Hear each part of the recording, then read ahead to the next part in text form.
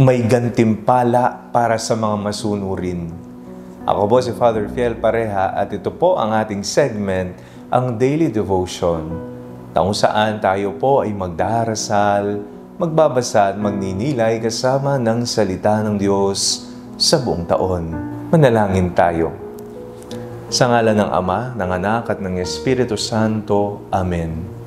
Halina, banal na Espiritu, liwanagan mo ang aming puso at isip, nang maunawaan at sa buhay namin ng iyong salita. Amen. Our Bible passage for today is from the book of Genesis, chapter 12, verses 1 to 9, and I read it for you.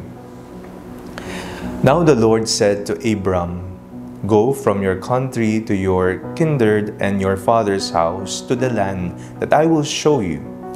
I will make of you a great nation, and I will bless you, and make your name great, so that you will be a blessing. I will bless those who bless you, and the one who curses you I will curse, and in you all the families of the earth shall be blessed." So Abram went, as the Lord had told him, and Lot went with him. Abram was 75 years old when he departed from Haran. Abram took his wife Sarai and his brother's son Lot, and all the possessions that they had gathered, and the persons whom they had acquired in Haran, and they set forth to go to the land of Canaan.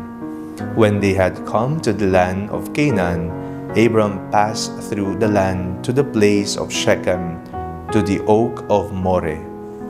At that time the Canaanites were in the land. Then the Lord appeared to Abram and said, "To your offspring I will give this land."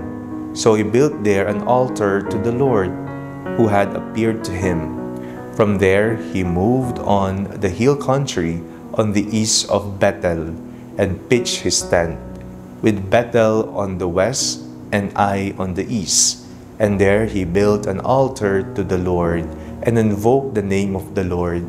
And Abram journeyed on by stages towards the Negev. Sa mga masunurin, may gantimpala. Yan po'y subok na nung tayo ay mga bata pa. Kapag ikaw ay nakakuha ng mataas na marka, mayroong gantimpalang laruan, o kaya naman pagkain, o kaya naman pera bilang pabuya. Nung tayo ay tumatanda na, tayo rin ay ginagantimpalaan sa ating pagsasakripisyo, sa ating pagkakawanggawa, at sa ating kasipagan. Sa mga nagtatrabaho, may sweldo.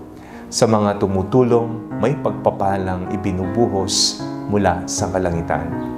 Ngayong araw na ito, isa pong inspirasyon si Abram sa pagtalima sa pagtawag ng Diyos.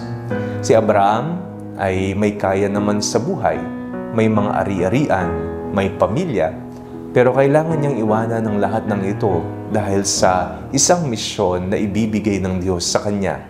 Siya ay ang magiging dakilang ama ng lahat ng bansa. Si Abraham ay naging masunurin, kaya naman siya ay pinagpala ng Diyos.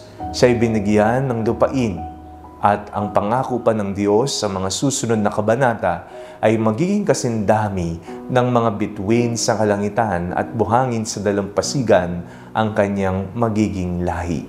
Isa po ang panawagan sa ating lahat, maging masunurin sa Diyos. Minsan iniisip natin sa pagiging masunurin natin, walang nangyayari sa atin. O kaya naman wala tayong nararating sa buhay. Hindi tayo umaasenso. Hindi tulad ng iba na hindi naman makadiyos o hindi naman nagsisilbi sa simbahan pero umaangat sa buhay, yumayaman. Huwag nating kainggitan sila sapagkat ang tunay na yaman ay nasa piling ng Diyos. Tayo ay maging masunurin. Ibigay natin ang ating sarili sapagkat naghihintay ang dakilang gantimpala, dakilang pabuya natin sa kalangitan. Manalangin tayo.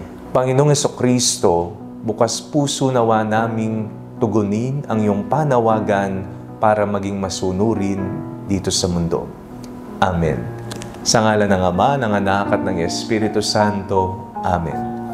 Huwag po ninyong kalimutang i-like ang video ito. Mag-comment po kayo and share it with your family and friends. Ang Panalangin Bago Matulog ay may sariling Facebook page na po.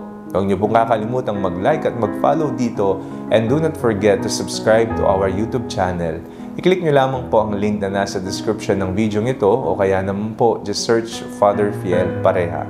At kung nais nyo naman pong maging updated sa ating pagpapahayag, you can join our broadcast channel dito po sa ating Facebook page. God bless you po.